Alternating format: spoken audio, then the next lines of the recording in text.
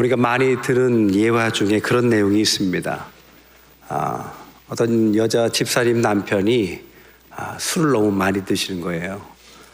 그래서 남편 때문에 마음 상해 있는 집사님, 교회 가서 설교 듣기를 감사하라는 이야기를 듣습니다. 아무리 생각해봐도 감사할 일이 없어요. 술주정뱅이 남편, 그 삶이 엉망인 가정밖에 없는 거죠. 가만히 생각해 보니까 술을 드셔도 꼭 집에 들어오는 것 생각해 보니까 참 감사한 일이에요. 또 술을 그렇게 많이 드시는데 병도 안 나요. 아이고, 그것도 참 감사한 일이다. 그리고 토요일에는 이제 휴일이라고 많이 드셔가지고 주일날 교회 갔다 올 때까지 계속 주무셔서 교회 가는 거 방해 안 해서 참 감사한 일이다. 이렇게 감사하다가 남편이 전도됐다는 거 아닙니까? 또 이런 이야기도 있어요. 남편을 전도하는데 하도 안 나오니까 신발만 먼저 갖고 나와서 하나님, 신발은 먼저 왔으니까 몸은 주님이 책임지세요. 그래서 나중에 또 나왔다라는 거 아닙니까? 우리가 한 번쯤 들어봤을 만한 이 이야기의 공통점이 뭔지 아세요? 간절한 예배자를 주님은 듣고 계신다라는 것입니다. 주님은 간절한 예배자를 사랑하시고 그 간절한 예배자의 목소리를 듣고 계시고 응답하시는 주님이십니다. 오늘 본문의 사마리아 여인은 고단한 인생을 살아가는 분입니다. 근데 그가 하나님 앞에 간절한 마음으로 예배자가 되는 과정이 오늘 본문의 내용입니다. 예배학에서도 오늘 본문을 가지고 예배가 무엇인지를 학교에서 배울 만큼 중요한 본문입니다. 오늘 본문을 통해서 우리는 어떻게 올해 예배드려야 될 것인가, 예배란 도대체 무엇인가에 대해서 4가지 은혜를 나눌까 합니다. 첫 번째, 예배란 하나님 앞에 서는 것입니다. 예배는 하나님께 드려지는 것입니다. 오늘 20절, 21절에 보니까 우리 조상들은 이 산에서 예배했는데 당신들의 말은 예배할 곳이 예루살렘에 있다, 이렇게 이야기하니까 예수님이 너희가 아버지께 예배할 때가 이를 거다. 그러니까 어디서 예배를 드리냐가 아니라 누구에게 예배를 드리는가를 주님께서 말씀하고 있다는 것입니다. 사마리아 여인이 이 장소에 지금 급급한 이유는 분명히 있습니다. 그 당시에 남과 북이 갈라졌어요. 북쪽에 있는 사람들은 남쪽에 있는 예루살렘에서 예배드리는 것을 원치 않았습니다. 그래서 그 옛날 여로보암이 처음에 이 산당을 북쪽에도 지어 놓습니다. 또한 이 그리심산은 여호수아가 아이성 점령 후에 가나안 첫 제사를 드렸다라는 역사적인 장소입니다.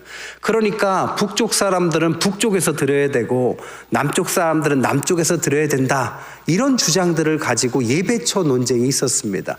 그러니까 이 사마리아 여인이 예배에 대해서 장소 문제를 얘기하는 거죠. 아무리 그렇다 할지라도 중요한 것은 어디서 예배를 드리냐보다 누구에게 예배를 드리냐를 깨닫는 겁니다. 문제가 뭐냐, 이렇게 장소나 다른 것 때문에 신경을 쓰다가 정작 예배에 집중하지 못하고 하나님께 드리는 예배가 소홀해지면, 예배가 실패하면 삶의 실패로 이어지기 때문입니다. 여러분, 예배의 실패는 삶의 실패로 이어집니다. 왜 그러냐? 우리는 영적인 존재인데 영적인 존재가 이 영적인 능력을 하나님으로부터 받는 시간이 예배 시간이기 때문이죠. 비로소 하나님을 만나야만 예배의 능력을 얻고 예배를 통해서 영적인 것이 채워져야만 사람은 살아갈 맛이 나고 방향이 잡히는 것입니다. 그래야 일도 되는 거죠. 그래서 그것이 되지 않는 사람은 오늘 사마리아 여인과 같이 가정이 깨져 있고 삶도 관계도 다 깨져 있는 실패자의 모습으로 드러나더라는 겁니다. 여러분, 올 한 해 우리가 생각해야 될 것은 신앙인은 예배가 중요합니다. 교회에 온다가 아니라 예배를 드리는 이 자체가 우리 삶에 너무나도 중요한 것입니다. 때로는 교회에 와서 사람들과의 관계가 어려울 수도 있고 때로는 개인적인 어떤 이유가 있을 수도 있지만 그래도 예배에 실패하는 것은 사단에게 속는 것입니다. 예배는 누구와 드리는 것이 아니라 하나님 앞에 서는 것입니다. 이것을 전문 용어로 코람데오라고 말해요. 우리는 이 예배를 통해서 하나님 앞에 서는 것입니다. 이스라엘 백성들은, 남자들은 1년에 3번 절기 때마다 하나님 앞에 서라고 했고, 매 안식일마다 이 예배를 드리게 한 것은 다 하나님 앞에 서는 훈련을 한 것입니다. 오늘날 우리가 주일날 이렇게 모여서 예배 드리는 이유도 한 가지, 우리의 삶 가운데 하나님 앞에 서는 시간을 갖기 위해서입니다. 하나님 앞에 서면 하나님은 우리를 사랑하시고 우리의 아버지 되신 그 하나님께서 우리에게 능력을 부어주시죠.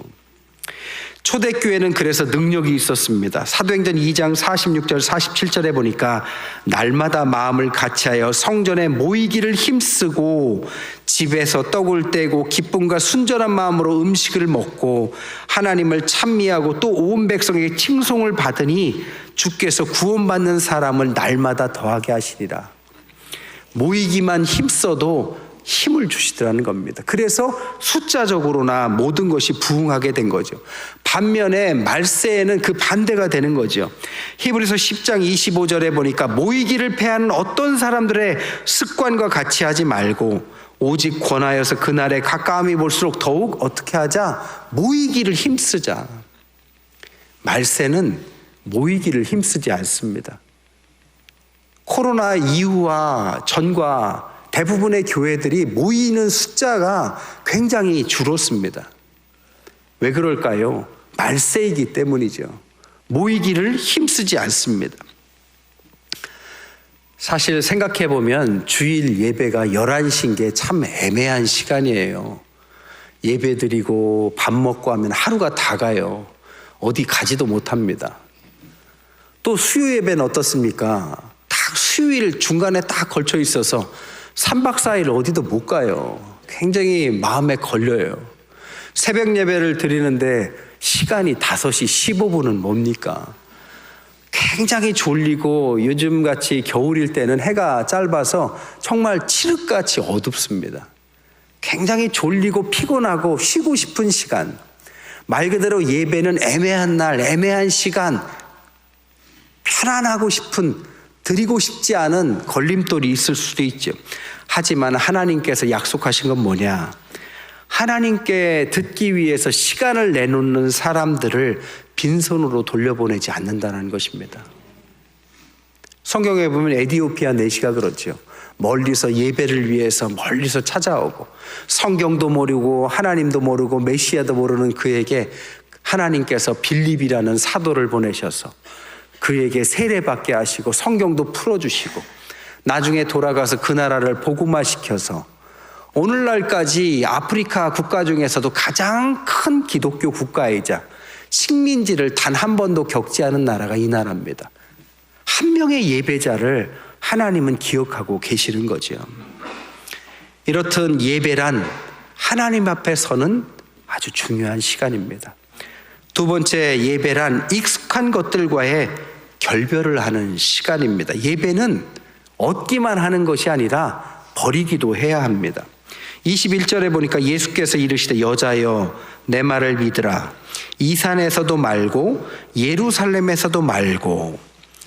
너희들이 생각하는 그 장소도 아니고 거기도 아니고 익숙한 예배 장소, 익숙한 방식, 습관, 관심 다 버리라는 것입니다. 아브라함이 갈대아 우르를 떠나지 않았다면 그는 믿음의 조상이 될 수 없었을 겁니다. 때로는 다 내버려 두고 떠나야 합니다. 예배의 시간은 우리가 세속에 살면서 묻었던 때와 우리가 하나님 앞에 서지 못했던 것들을 다 털어버리는 시간이 필요하죠. 그래서 예배의 시작을 참회의 기도로 시작하는 것입니다. 우리를 돌아보고 주님 앞에 서지 못할 죄인들이 설 수 있도록 주님께서 배려해 주신 그 감사함에 우리가 세상에서 짓고 있었던 알고도 모르고도 지었던 모든 죄를 참회하며 하나님 앞에 나아가는 것이 그것이 예배죠. 그래서 예배의 시간만큼은 우리가 익숙한 세상에서의 생각과 방식들을 좀 내려놓고 익숙한 것들과는 좀 결별하는 시간이 돼야 합니다. 어디에 보니까요, 언제 가장 구두가 편한 줄 아는가 이런 글이 있어요. 언제인 줄 아십니까? 망가지기 일보 직전의 구두가 가장 편하다고 합니다. 그렇죠? 신다 보면 가장 편할 때쯤 다 달아 없어지면 그때가 가장 편합니다. 하지만 그때 편하다고 계속 신으면 안 되겠죠. 갈아 신어야 되는 것처럼 우리가 익숙한 것에 편하다고 안주하기 시작하면 하나님 앞에 우리도 연약하기 때문에 때가 끼기 시작하고, 우리가 그렇기 때문에 하나님 앞에 새로운 사람으로 거듭나는 예배의 시간이 필요한 것입니다.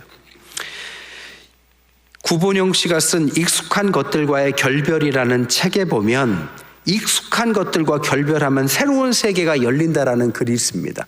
거기에 보면 이런 이야기가 있어요. 변화하는 세상에서 살아남기 위해서는 익숙한 자기의 것이라고 생각하는 아이덴티티를 포기해야 한다. 그리고 내가 누구인가부터 다시 한번 점검해 보는 것이 중요하다. 그래야만 변화한 시대에 살아남는다라고 말을 합니다. 한마디로 말하면 익숙한 나 자신의 정체성을 버리고 예배의 시간만큼은 하나님 앞에서 내가 누구인지를 다시 한번 리마인드하면서 깨닫는 시간이 예배의 시간이라는 거죠. 오늘 사마리아 여인은 객관적으로 실패자입니다. 남편도 5이나 있고 사람들을 만날 수가 없어서 정오의 시간을, 사람들이 모이지 않는 시간에 피해서 온 것이죠. 그러니까 그의 삶은 어려웠을 겁니다. 자기 자신의 삶이 얼마나 갈급했으면 주님께 생수를 얘기하니까 제발 나한테, 목마른 나한테 생수를 좀 달라고 말하지 않습니까? 그런데 주님이 그를 만나주시고 그가 실패한 한 여인이 아니라 하나님의 거룩한 백성이다라는 사실을 다시 한번 깨닫게 해주시죠. 이게 예배입니다. 지난번에도 말씀드렸듯이 벤 후퍼라는 미국 테네시 주지사를 지냈던 훌륭한 인물이 아버지가 일찍 돌아가신 사생아 출신입니다. 동네에서 자라는데 가난하고 아버지 없이 자라는 그런 열등감에 휩싸여 살고 있을 때 새로 부임한 목사님이 너는 네 집 아들이냐 이렇게 물어보니까 말을 못했어요. 열등감 때문에. 그러니까 목사님이 너 하나님의 자녀 맞지? 이렇게 말했다고 합니다. 벤 후퍼가 나중에 훌륭한 사람이 돼서 자서전을 쓸 때 내가 하나님의 자녀다라는 사실을 목사님이 말하는 그 순간에 내 인생이 변했다라고 그가 썼습니다. 여러분, 우리는 부정적인 아이덴티티를 때로는 갖고 있을 수도 있습니다. 하지만 예배의 시간에 우리가 어떤 존재인지를 다시 생각해 봐야 합니다. 우리 옆 사람에게 한번 이야기합시다.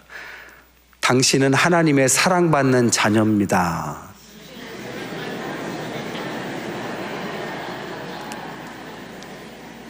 이전에 갖고 있었던 부정적인 것을 버려야 합니다. 고린도서 5장 17절에 누구든지 그리스도 예수 안에만 있으면 새롭게 되는 피조물이 된다.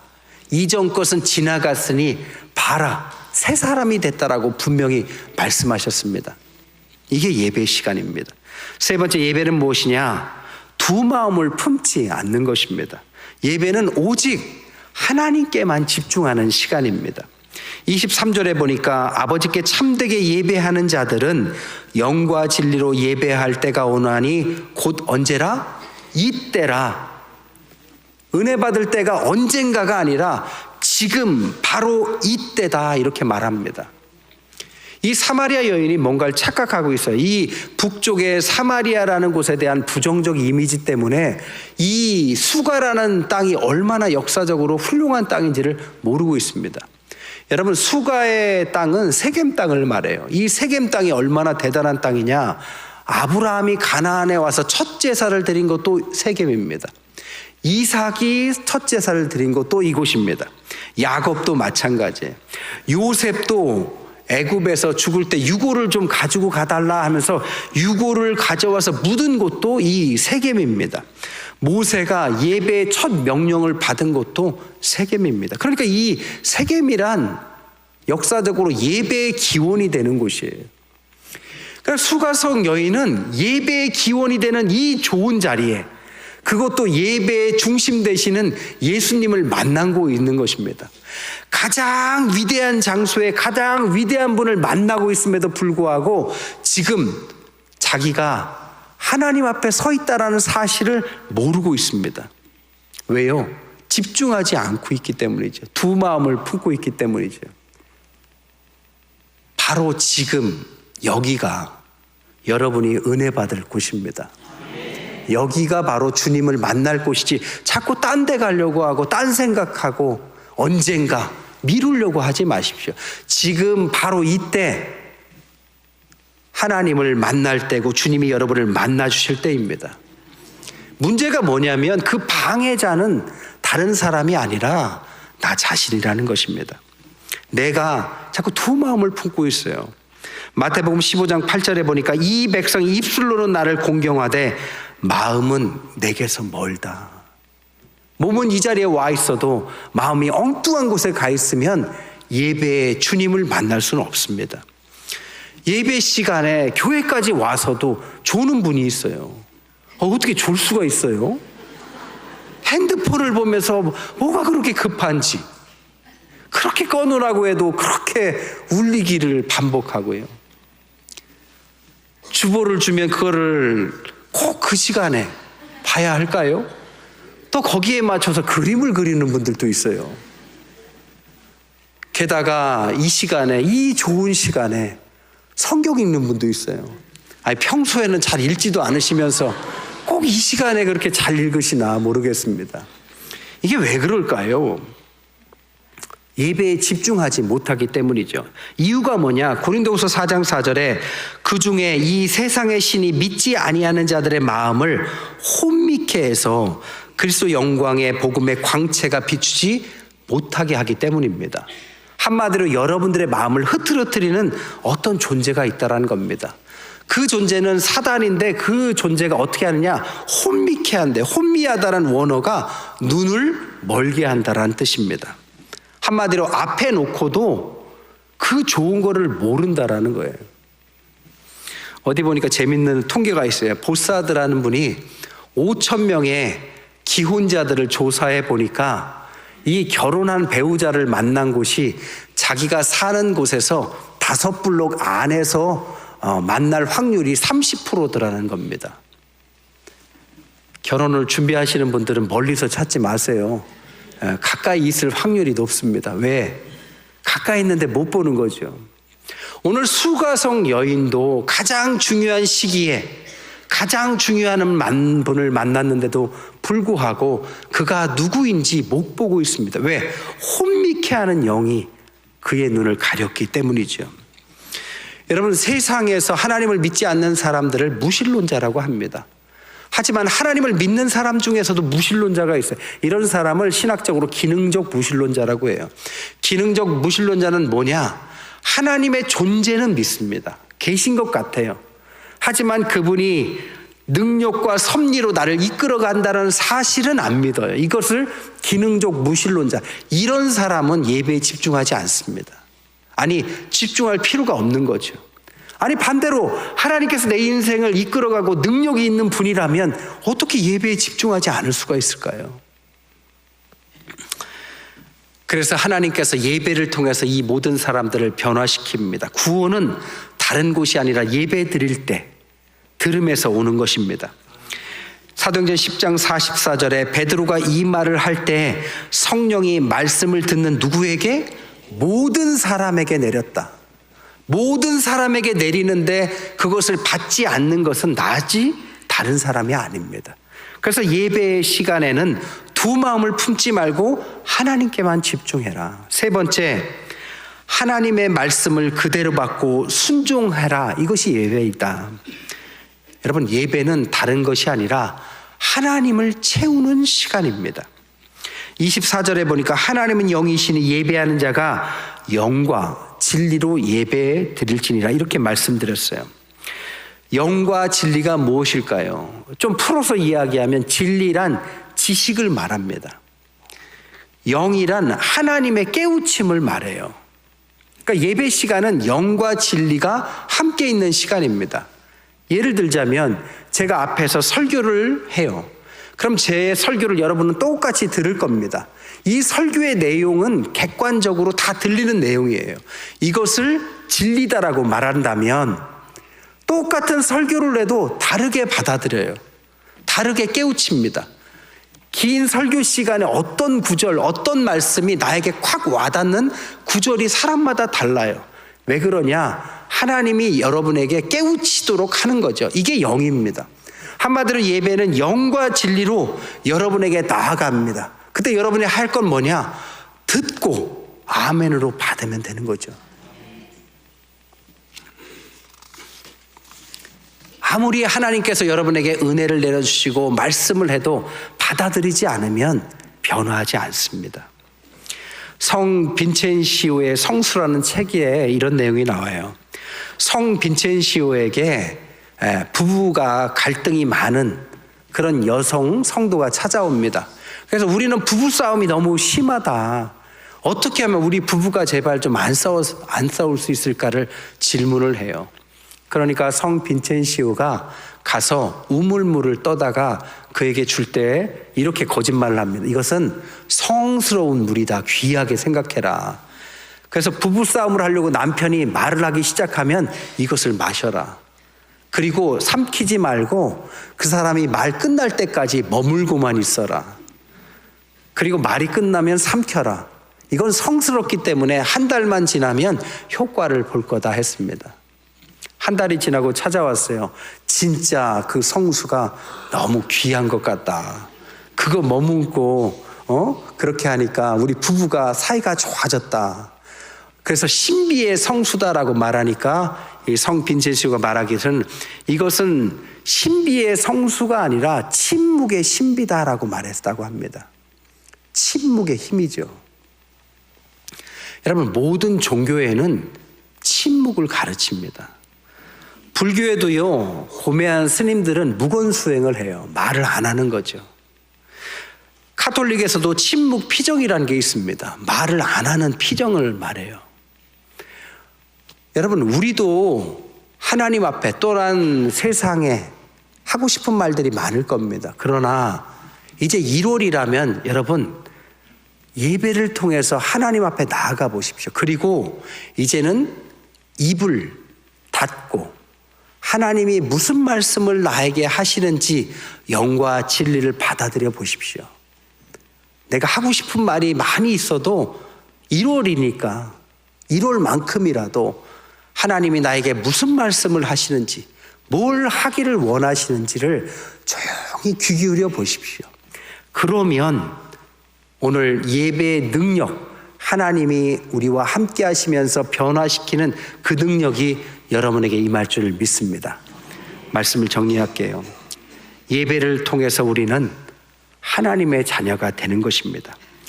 참다운 예배자는 말씀대로 사는데 오늘 수가성 여인이 그렇게 자신에 대해서 부정적인 생각을 갖고 있었던 여인이 28절 29절에 보니까 물동이를 버려두고 동네로 들어가서 내가 행한 모든 일을 사람들에게 말하기를 와서 봐라.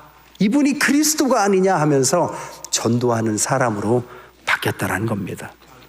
과거의 부정적인 아이덴티티를 다 버리고 새로운 정체성, 하나님의 자녀라는 정체성으로 새로워진 모습으로 변화한 것이 예배의 능력입니다. 한 가지 이야기만 더 하고 말씀을 정리할게요. 사연 없는 인생이라 할지라도 진정한 예배는 사람을 회복시킵니다. 빌 윌슨이라는 분은 아버지가 집을 나갔어요. 근데 어머니는 알코올 중독자였다고 그래요. 자녀를 혼자 키우려니까 자신이 없는 거예요.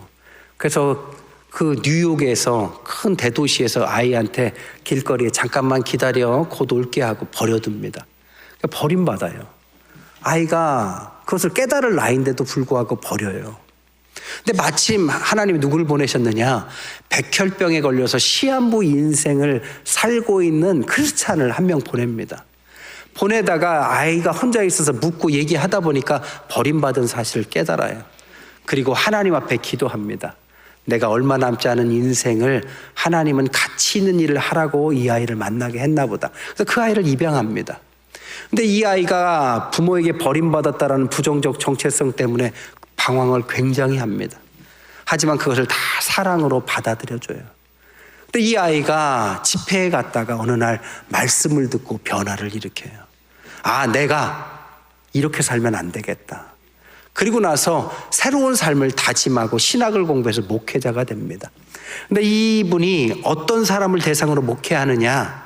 자기와 똑같이 대도시에서 버림받은 마약과 알코올 이것 때문에 자녀들을 버리거나 폭력을 행하거나 가난에 노출된 아이들을 대상으로 해서 전문적인 목회를 시작합니다. 그래서 그 아이들을 돌보는 단체를 만든 게 메트로 월드 차일드라는 단체고, 그 단체를 통해서 10만 명이 넘는 아이들을 돌봤다고 합니다. 여러분, 만약 그 아이가 거기서 버림받고 끝났다면 평생 그 아이는 아주 세상에 분노를 갖고 살았을 겁니다. 어떤 행동을 할지, 쉽게 말해서 어떤 짓을 저질렀을지도 몰라요. 하지만 하나님은 그를 버려두시지 않고 하나님의 귀한 자녀의 능력을 예배를 통해서 깨닫게 하시죠. 그리고 그가 변화하니까 그 하나뿐이 아니라 그동안 그 주변에 그렇게 상처받은 많은 아이들을 이 사람을 통해서 동병상련을 가지고 그들을 돌볼 수 있는 귀한 일을 감당하게 하셨다는 것입니다. 여러분, 예배는 단순히 우리의 의식을 바꾸는 것만은 아닙니다. 우리의 정체성을 바꾸는 것이고, 그래서 우리의 인생을 바꾸는 위대한 시간입니다. 여러분, 1월이에요. 올 한 해 여러분 예배에 승리하시기를 바랍니다. 그래서 삶으로도 승리하시기를 주님의 이름으로 간절히 축원드립니다. 기도하겠습니다.